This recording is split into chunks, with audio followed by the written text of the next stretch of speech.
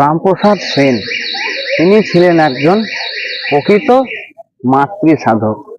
রামপ্রসাদ সেনের বাবার নাম হচ্ছে রামরাম সেন।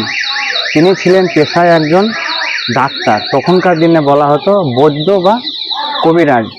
ওনার মায়ের নাম হচ্ছে সিদ্ধেশ্বরী দেবী, ওনার স্ত্রীর নাম হচ্ছে সর্বাণী দেবী এবং ওনার কন্যা, বড় কন্যার নাম হচ্ছে জগদেশ্বরী এবং ছোট কন্যার নাম হচ্ছে পরমেশ্বরী এবং ওনার একমাত্র ছেলে, তার নাম হচ্ছে রামদুলাল সেন। এই হলো তার বংশ পরিচয়। আর রামপ্রসাদ সেনের জন্ম হয়েছিল 1720 সালে এবং তিনি দেহত্যাগ করেন 1786 সালে।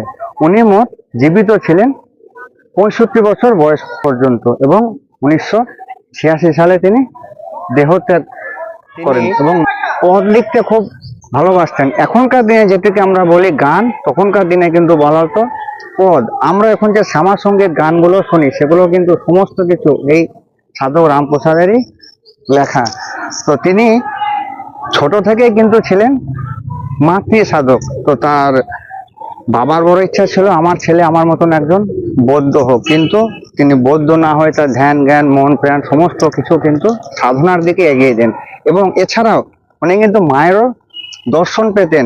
মা কিন্তু ছলনা করে দর্শন দিতেন, কিন্তু তিনি বুঝতে পারতেন না।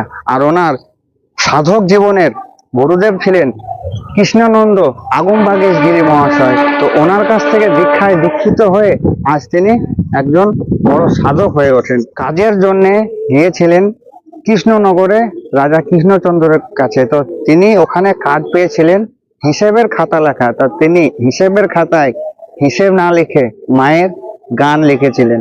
এছাড়াও ওনার জীবনে আরেকটি বড় অবদান হচ্ছে উনি যখন বেড়া বাঁধছিলেন, মা কিন্তু ওনাকে মেয়ে রূপে দর্শন দিয়েছিলেন এবং বেড়া বাঁধতেও সাহায্য করেছিলেন। যখন রাজা কৃষ্ণচন্দ্রের কাছে যখন কাজ করেন তখন ওনার মাসিক বেতন ছিল 30 টাকা।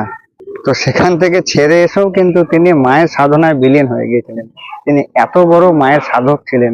এই যে আমার পিছনে যে বট গাছটি দেখতে পাচ্ছেন, এই বট গাছেই একটি গাব গাছ ছিল। সেই গাব গাছের মধ্যে সাধক রামপ্রসাদ তার সাধনার দ্বারায় পদ্ম ফুল কিন্তু এই গাছের মধ্যে ফুটিয়েছিলেন। এই হচ্ছে তার মাহাত্ম্য, এই হচ্ছে তার জীবন, তার পরিচয়। তো